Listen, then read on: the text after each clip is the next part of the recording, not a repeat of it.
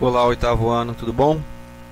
Estamos aqui agora dando início a mais uma videoaula. A videoaula de hoje é a respeito do capítulo 5, que fala da reprodução, dos seres vivos. A gente precisa, antes de mais nada, eu preciso, na verdade, falar para vocês que esse conteúdo, de uma certa forma, já foi visto por vocês no ano passado, E aí a gente vai só pontuar algumas coisas importantes. Por quê?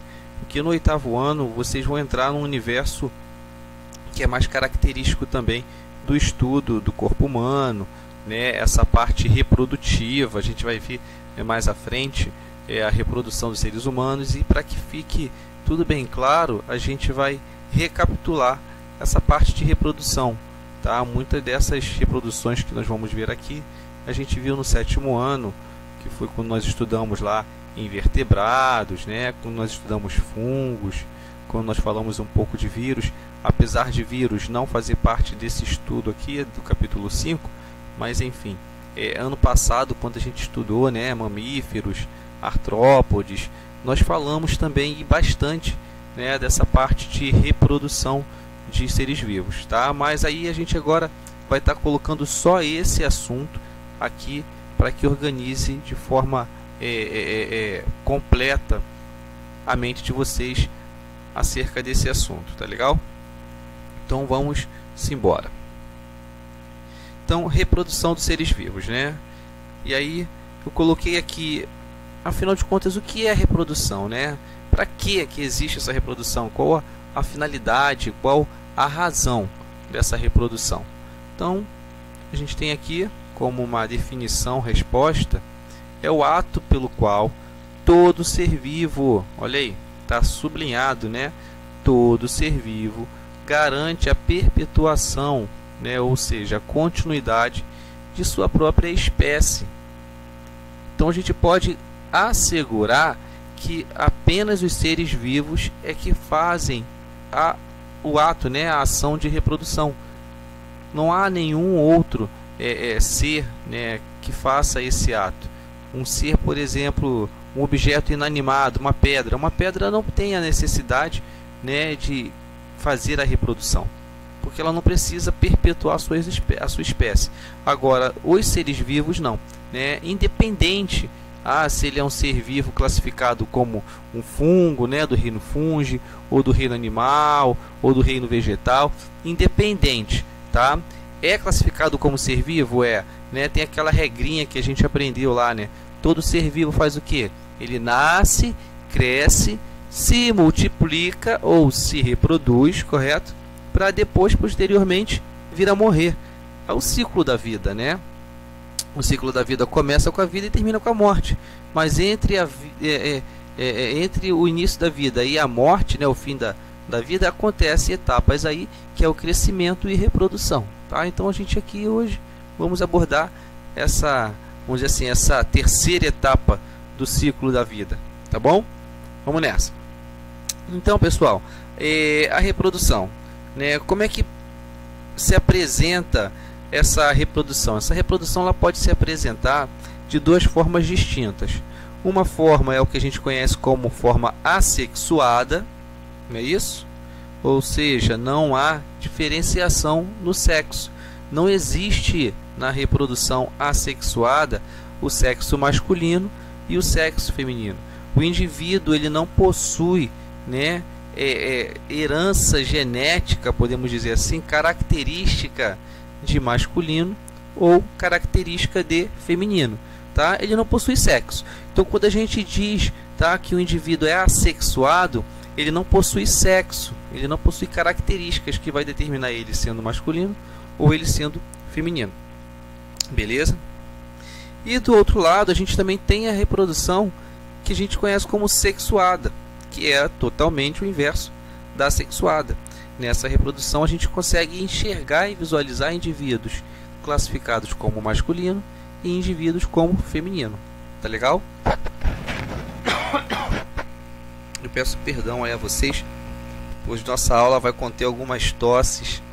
Eu estou saindo de uma infecção gripal, tá? E faz parte do processo, enfim. Recapitulando. Então, na reprodução assexuada não há diferenciação de sexos, tá? E na reprodução sexuada há diferenciação de sexos, beleza? Sexo de gênero, tá, pessoal? Masculino e feminino, beleza? Vamos lá. Aí aqui nesse próximo slide, né, eu achei muito importante, é muito importante realmente, tá? A gente colocar as diferenças de um para o outro, tá? E dentre essas diferenças aqui tem fatores positivos e fatores negativos, tanto para a reprodução assexuada quanto para a reprodução sexuada. Então a gente vai começar olhando, né, as características da reprodução assexuada, e aí ao final de cada uma dessas características a gente tenta trazer, né, um pensamento se isso é positivo ou negativo para o indivíduo que executa esse tipo de reprodução, tá? Então vamos lá. Aqui, ó, na reprodução assexuada, esse que está em verde, primeiro nós temos somente um progenitor.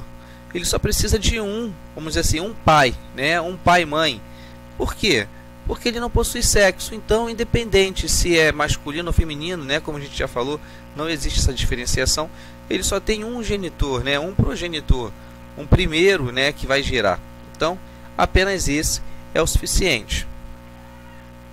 Depois, não há formação de gametas nem fecundação, tá? Gameta, esse nome gameta, ele sugere a uma célula reprodutiva, e só quem possui gameta são os indivíduos que executam reprodução sexuada. A gente aqui está falando de reprodução assexuada. Então não há formação de gametas, tá? E nem fecundação. Então gametas está diretamente ligado à fecundação. Quando você ouvir falar o nome gametas, já vai te arremeter à fecundação, e vice-versa. Ouviu falar em fecundação, vai te arremeter a gametas, beleza? Então, na reprodução assexuada não há formação de gametas. Depois, o terceiro aí. Em terceiro lugar, a gente vê aqui, ó, os descendentes são idênticos entre si e ao progenitor, que a gente chama de clones, né? As mesmas características físicas, biológicas, comportamentais, tudo que o progenitor tiver, seus descendentes, né, eles terão igual, tá? Não vai haver variabilidade, não vai haver diferença em nada entre eles, tá? Isso, tá? No que a gente estuda no sentido da evolução, isso é um grande problema. Por quê? Porque se essa espécie, né, que executa uma reprodução assexuada e os seus descendentes são idênticos aos seus progenitores, se o seu progenitor identificar no meio onde ele vive algum tipo de barreira para que ele continue ali, com certeza todos os seus descendentes encontrarão esse mesmo tipo de barreira, tá? Vamos supor, né, que um progenitor comece a encontrar uma dificuldade de encontrar, comece a se deparar com uma dificuldade, tá, de encontrar água para sobreviver, né? Todo ser vivo precisa de água, e ele não encontra mais água com facilidade. Será que os seus descendentes, os seus clones, os seus filhos, assim dizer, né, eles vão ter essa dificuldade sanada? Não, eles não terão essa dificuldade sanada, porque eles serão idênticos, tá, ao seu pai, né, ao seu progenitor. Então, as dificuldades que um passa nesse sentido de reprodução assexuada será tudo transferido para seus descendentes, e isso pode levar a espécie à extinção. Aí depois a gente vê aqui, ó, né, linkando a esse pensamento desse aqui de cima, baixa diversidade de indivíduos. Você não tem uma grande diversidade. Se o indivíduo ele é achatado, né, e largo, todos os outros vão ser achatados e largos. Não vai haver uma diversidade de indivíduos daquela espécie. Serão todos idênticos, tá? Aqui, menor capacidade de sobrevivência frente a mudanças ambientais, o que eu acabei de falar, né? Se há um impacto no ambiente e esse impacto seja negativo, ele vai ser negativo para todos os seus descendentes. Não favorece a evolução das espécies, tá? Ele não tem como evoluir, porque não há essa predisposição, uma vez que ele não tem uma formulação genética tão complexa como na reprodução sexuada. Aí aqui a gente vê um fator positivo, tá? Processo rápido. E isso aqui é um fator positivo no que tange a reprodução, tá? Essa reprodução acontecendo de processo rápido é algo bom, é algo interessante. Aqui é outro também fator positivo, um baixo gasto energético. A quantidade de energia que se gasta para executar esse tipo de reprodução é bem baixa. E isso aí a gente pode encontrar sendo bom para as espécies que não têm uma grande produção de energia, tá? Elas têm um favorecimento nesse sentido. Depois, ocorrem bactérias, protozoários, algas, fungos, plantas e animais com baixo nível de diferenciação tecidual, ou seja, indivíduos não desenvolvidos, tá? Quando esse indivíduo não tem um grande desenvolvimento, né? Como assim, professor, desenvolvimento?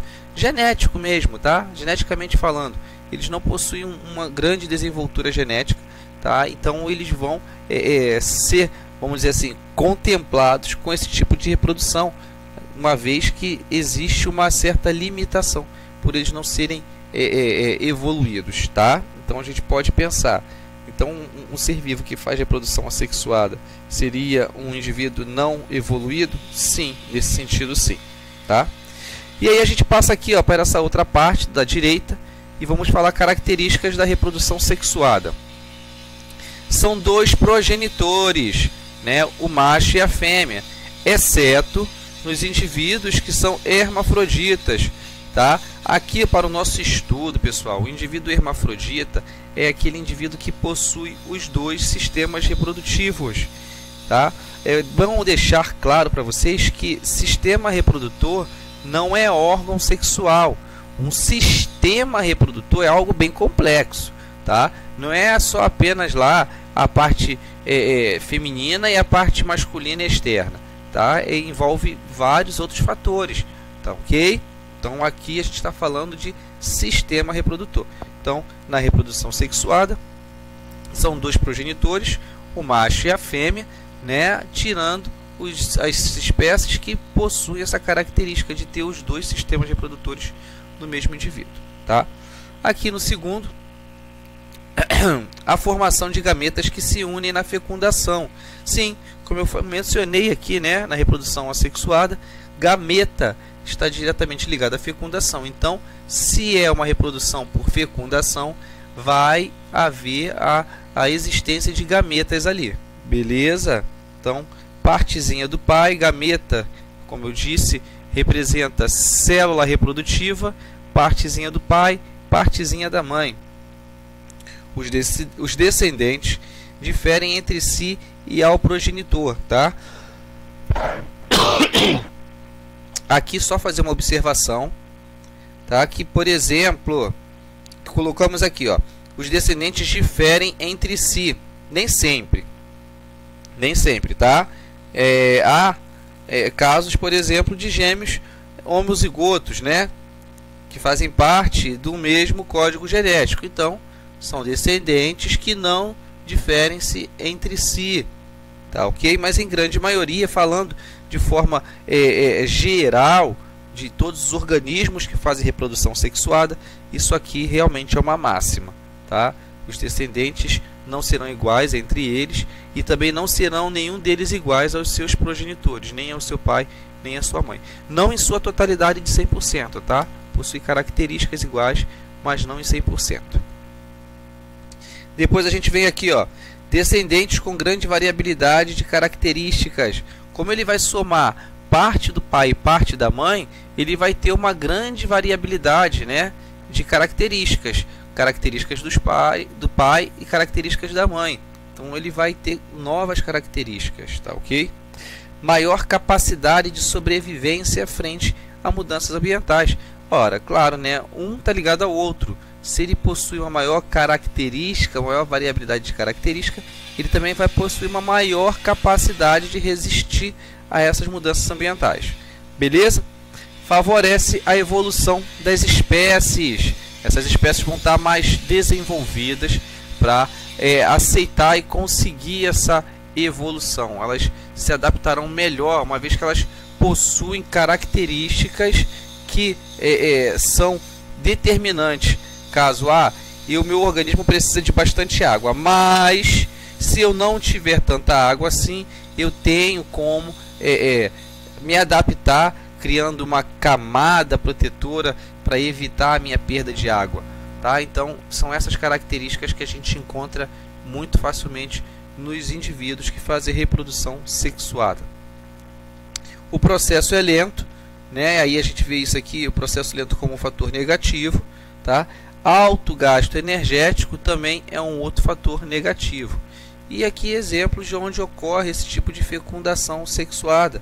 Então eles ocorrem na maioria das espécies animais, plantas, fungos, protozoários e algas. Beleza? Vamos avançar para o próximo slide. Aqui no próximo slide, então a gente vai ver os tipos de reprodução assexuada, ou seja, onde não há, né, a presença ali de dois genitores, tá ok? Não há presença de gametas, de células reprodutoras. Então a gente tem, né, o primeiro que eu coloquei, divisão binária. O que seria essa divisão binária? O próprio nome já está dizendo, né? Vai se dividir em dois. E que organismo faz isso, por exemplo? As bactérias. Tá? As bactérias, elas fazem esse processo de divisão binária. E como é que ocorre? Ela está lá, ó, aqui, ó, célula mãe, né? Ela é um procarionte, ela é um indivíduo unicelular, ela está toda lindona lá, ó, toda bonitona. Aí de repente ela resolve, quer saber? Vou me multiplicar. Aí ela se divide em dois. Tá vendo aqui, ó, se biparte, bipartição. O outro nome dado para esse tipo de reprodução é cicipariedade, tá? Ou bipartição, como já está dizendo aqui. Então é divisão binária, bipartição ou cicipariedade. São os três nomes que a gente encontra para esse processo de reprodução assexuada. Repare, ela divide seu código genético e aí gera dois novos indivíduos. E aí depois cada um desses indivíduos vão fazer esse mesmo processo aqui. Isso acontece, turma, de forma muito rápida, porque elas, reparem, não precisam de nada, né? Depende só o quê? Da sua vontade, do seu querer. Eu quero me reproduzir, preciso reproduzir, vou lá e reproduzo. Pum, me dividi em dois, pronto. Legal? Depois a gente tem o brotamento. O brotamento também ele é bem interessante, tá? Porque ele, em tese, só depende dele mesmo, assim como na divisão binária, e funciona assim, ó. Eu tenho aqui o indivíduo, tá? E ele está crescendo, e aqui, ó, nessa parte do seu corpo já começa a acontecer uma protuberância, né? E essa protuberância vai se desenvolvendo e se desenvolve cada vez mais, até quando chega a um determinado momento que ela se desprende do corpo, vamos dizer assim, da sua mãe, e essa parte aqui, ao encontrar um local propício, né, com características da sua fixação, tá? Esse aqui, por exemplo, é um quinidário, ele vai se fixar ao solo e lá ele vai permanecer, tá ok? Gerando um novo indivíduo que será, reparem, idêntico, né, ao seu progenitor, idêntico, tá? Brotamento, então surge, brota literalmente, né, uma parte aqui, e aí ele se desenvolve um novo indivíduo a partir dessa parte que surge. Depois tem a fragmentação, o nome está dizendo, né, fragmentar, como se fosse o que? Quebra, né? Fragmentou, quebrou. Quebrou, acabou? Não, muito pelo contrário. Já que você me quebrou, eu vou me reconstituir. Então é isso que acontece. Grandes exemplos são as estrelas do mar, né, os equinodermos, e também as planárias, tá? As planárias também são grandes representantes desse tipo de reprodução por fragmentação. Então funciona assim: se por acaso você pegou lá uma estrela do mar e sem querer, né, ela se partiu em dois, se partiu em três, partiu em quatro, enfim, partiu em quantas vezes forem, e foi preservado estruturas nervosas dela, tá? Essa parte vai gerar a parte que ficou faltando. Reparem, aqui, né, se partiu em dois, essa parte aqui constituiu a parte que lhe faltava, e essa parte aqui lhe constituiu essa parte que lhe faltava também, tá? Então ela não morreu por conta disso, muito pelo contrário, tá? Ela se desenvolveu. A gente pode dizer até que ela espera que isso aqui aconteça, né? Para que ela dê continuidade à sua espécie, tá bom? Depois a gente tem por esporulação. Esporulação, como o próprio nome já diz, através de esporos, tá? Aqui a gente tem um exemplo de um fungo, né? O bolor negro. Vocês com certeza já devem ter visto, né? Um alimento desse aqui com bolor. Aqui a gente colocou o pão, mas esse bolor também é muito característico em frutas, tá? E como é que funciona? O indivíduo vai, né? O fungo vai se desenvolvendo em meio propício para isso, tá? Ele encontra lá uma grande quantidade de matéria orgânica morta, ele encontra lá um calorzinho, uma umidade relativa, e aí, por um acaso, caiu uma bolinha dessa aqui, ó. Caiu um esporo nessa situação toda que eu mencionei agora, tá? E aí ele vai começar a se desenvolver. Então, quem é que carrega esses esporos aqui? Depende, pode ser um simples vento. Bater um vento, esse vento vai carregar esse esporo. Pode ser uma corrente de água, tá? Esses esporos caíram na água e depois essa água foi correndo e encontrou um ambiente propício. Ele vai se reproduzir, tá legal? Depois a gente tem a partenogênese, tá? A partenogênese ela é muito interessante porque nós identificamos que alguns indivíduos que executam a reprodução sexuada, que é diferente dessa, por algum motivo eles passam a se adaptar a nesse tipo de reprodução assexuada, por partenogênese, tá? Só que há uma grande diferenciação com esse tipo de reprodução que nós veremos aqui agora, tá? E eu vou explicar logo depois que eu mencionar, né? Deixar bem claro para vocês como funciona a partenogênese aqui, tá? De forma assexuada, beleza? Vamos nessa. Então aqui, ó, o que seria a partenogênese? A partenogênese é a capacidade do indivíduo gerar outros indivíduos, né, sem a presença de dois, vamos dizer assim, células reprodutivas, né, de dois gametas.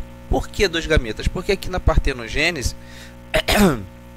a gente tem indivíduo masculino e feminino. Então, vamos lá, entender isso aqui. Aqui eu tenho a rainha. A rainha é indivíduo feminino. Perfeito. Sim, professor, perfeito. E aí, ela sozinha, ela pode gerar o que? O indivíduo masculino. Então, ela gerou lá uma célula reprodutora.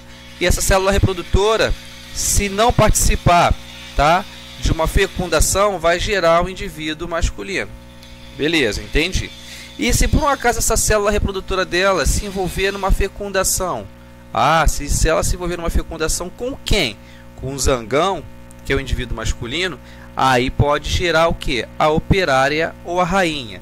E qual seria a diferença da operária e da rainha? Bom, a diferença é só o tamanho. E o que vai determinar o tamanho de uma e da outra é a alimentação. Então vamos entender: zangão, indivíduo masculino; operária e rainha, indivíduos femininos. A diferença de operária para a rainha está, é claro, a gente consegue visualizar aqui, né, no porte de seu corpo. E como é que essa diferença acontece? Através da alimentação. A rainha vai ter uma alimentação focada em geleia real, enquanto a operária vai ter uma alimentação comum, né, através de grãos de pólen ou produtos desse grão de pólen. Tá legal?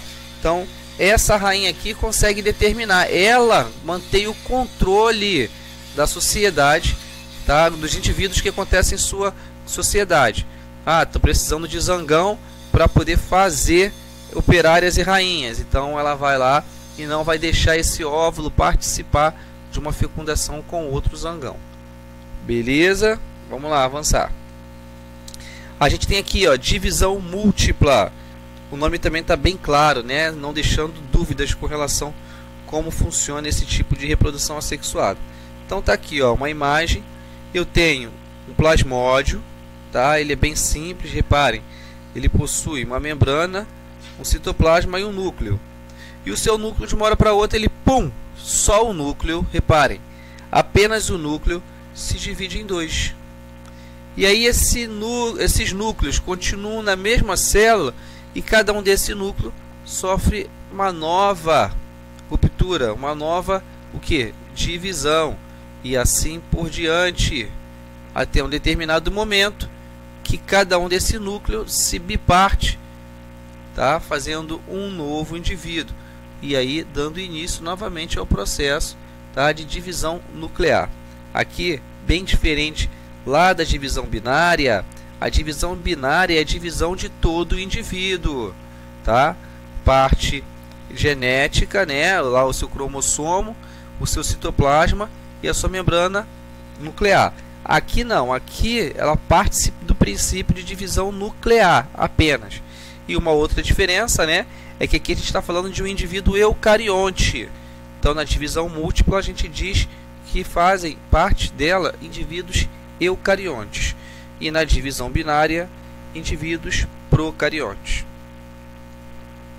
E aí a gente tem a multiplicação vegetativa, que é mais de um tipo. Tá? E aí eu tentei abordar os mais marcantes, os que vocês de repente possam encontrar numa reportagem, tá? Em algo do dia a dia. Até mesmo foi na casa do vovô e da vovó, nunca soube o que era aquilo que estava lá na árvore, agora vocês vão saber. Tá? Então a gente tem aí esses principais tipos. A gente tem perdão, pessoal. A gente tem a estaca, tá? Que é esse daqui, ó. Eu simplesmente pego uma parte que já está enraizada, reparem, e aí planto aqui, onde essa raiz, onde esse pedaço de tronco vai gerar novas raízes, tá? Isso aqui acontece com alguns determinados vegetais. Isso aqui é uma reprodução, e todos esses filhotes que eu for plantando vai gerar o que? Todos esses filhotes não, né? Todos esses descendentes serão idênticos aos seus progenitores. Eu tenho aqui a mergulhia, que eu pego parte do tronco de um vegetal, fixo ele ao solo para que daqui, tá, dessa parte ele adquira novas características, olha aqui, ó, de raízes, e assim consiga se desenvolver de forma maior, ok? E temos também essas tecnologias, eu costumo chamar isso de tecnologia, porque a natureza não faz isso aqui sozinha. Tanto a estaca quanto a mergulhia, tá, o próprio indivíduo ele determina que isso aqui vai acontecer. Agora esses aqui não, tá? Isso aqui é tecnologia humana. A enxertia, eu pego um indivíduo qualquer, não precisa ser da mesma espécie, faço um talo no tronco ainda vivo de um outro vegetal e coloco ele aqui. Então ele vai praticamente parasitar, né? Quem vai trazer os nutrientes é esse vegetal aqui, através dessa fenda, e vai alimentar esse daqui. Ok? Aqui é mesmo o sistema, só que é enxertia por borbulha. Nesse caso aqui eu posso ter cortado o vegetal por completo, tá vendo? E antes que o tronco morresse, eu vou colocar um novo vegetal aqui, tá bom? Nesse aqui não, eu não cortei por completo o vegetal, eu só fiz um talo no seu tronco e vou adicionar um novo vegetal ali. Pode ser uma folha, tá? Por isso que é borbulha, enxertia por borbulha. Então adicionei uma folha lá e daqui vai se originar, né, um novo indivíduo. E tem a enxertia por encosto, que é bem parecido, tá? Eu aproximo dois troncos distintos. Antes disso eu faço o descasque desse caule, tá? Desse caule ou tronco, enfim. Faço o descasque dele, enrolo com um tipo de tecido e coloco algum tipo de massa ali, né? Preferencialmente orgânico, com bastante sais minerais, para que ele consiga se desenvolver, tá bom? Bom, esses são os tipos de reprodução assexuada que a gente encontra, né, no nosso meio, tá? E são os mais divulgados. E aí agora a gente vê a reprodução sexuada, que basicamente é apenas um, tá? É a reprodução da base de fecundação, né? O que seria fecundação? O cruzamento, né? A junção de duas espécies iguais, porém com características diferentes, características masculinas e femininas, tá? Gametas masculinos e gametas femininos. Então a gente tem, né, funcionando dessa seguinte forma. Eu tenho aqui, ó, o indivíduo masculino e percebam, ele, né, em tese é idêntico ao indivíduo feminino, que é esse daqui. O indivíduo masculino libera os seus gametas, os espermatozoides, tá? E o indivíduo feminino também libera os seus gametas, que são os óvulos. E aí esses indivíduos irão se unir em um só, formando uma célula ovo ou zigoto, tá? Então esse aqui é um novo indivíduo. E quem é esse novo indivíduo? Metade dele é pai e metade dele é mãe. Então ele vai ter características tanto de pai quanto de mãe, tá? Então isso é a fecundação. É um novo indivíduo partindo do processo de outros dois indivíduos, ok? E como é que essa fecundação pode ser? Essa fecundação pode ser do tipo interna. E aí eu coloquei aqui algumas imagens que retratam isso. Aqui essa imagem a gente tem os espermatozoides chegando ao óvulo, tá? É uma fecundação interna e acontece, tá, em grande parte com os mamíferos, tá? Com a grande maioria dos indivíduos que executam reprodução sexuada fazem sua reprodução de forma interna, sua fecundação interna, tá legal? Então a gente tem essa imagem aqui que nos retrata bem, e tem aqui, ó, eu peguei também, né, dois quelônios, né, que alguns conhecem como tartaruga, mas quelônio é a classe deles. Então aqui, ó, reprodução e fecundação interna, aonde o macho vai depositar, né, os seus gametas masculinos, seus espermatozoides no interior da fêmea, e lá no interior dela o espermatozoide vai encontrar os óvulos, gerando novos seres, tá legal? Então fecundação interna.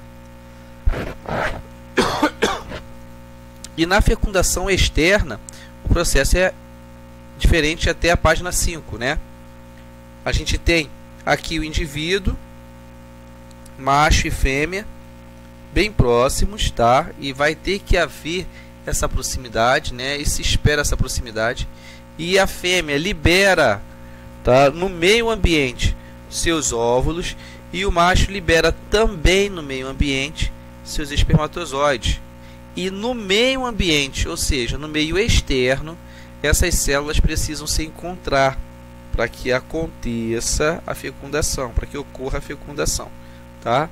Então, a gente percebe que essa fecundação não é no interior desses animais, e sim no exterior deles, mas não deixa de ser uma reprodução por fecundação, tá? Outro indivíduo que também faz esse tipo de reprodução são os peixes. Então a fêmea passa, libera seus óvulos, o macho passa logo em seguida, libera seus espermatozoides para que eles possam fazer, né, a junção, transformando isso aqui em célula ovo, em zigoto, tá? Outro tipo de fecundação é por conjugação. Ela é bem parecida, tá, com aquela que nós vimos lá, com a bipartição. A diferença aqui é que o indivíduo ele possui tanto características masculinas e femininas, tá? Então por que ele não é, né, por bipartição ou cessipariedade? Porque aqui o indivíduo ele possui características masculinas e características femininas, tá? E aí ele vai se juntar a outro indivíduo e vai ceder parte desse seu código genético, ó, da sua célula macho.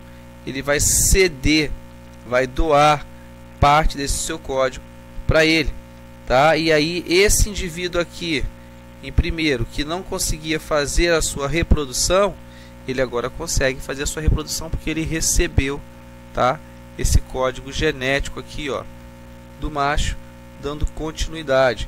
Foi como a gente explicou lá. Há um gasto maior de energia. Olha as etapas: 1, 2, 3, 4. Foram 4 etapas até se originar, né, 2 indivíduos. Lá na bipartição a gente percebia que eram apenas 2 etapas, tá? Então, quanto menor forem as etapas, menor será o gasto de energia. E aí a gente tem a fecundação cruzada. Quem executa essa fecundação cruzada são as minhocas, os anelídeos, né? Então a minhoca é o que a gente chama de hermafrodita, porque ela possui os 2 sistemas reprodutores, tá? ela possui tanto a parte masculina quanto a parte feminina. Professor, então se eu pegar uma minhoca e colocar lá na minha terra, ela vai conseguir se reproduzir? Não. Uma minhoca só não consegue se reproduzir, porque a minhoca ela não se autofecunda. Uma minhoca fecunda a outra e essa outra fecunda uma. Tá? Então eu tenho a minhoca 1 e a minhoca 2. A minhoca 1 vai fecundar a 2, ao mesmo tempo que a 2 vai fecundar a 1. Entenderam? Então, um indivíduo sozinho não se autofecunda, ele precisa do outro para que ambos se tornem grávidos, ok?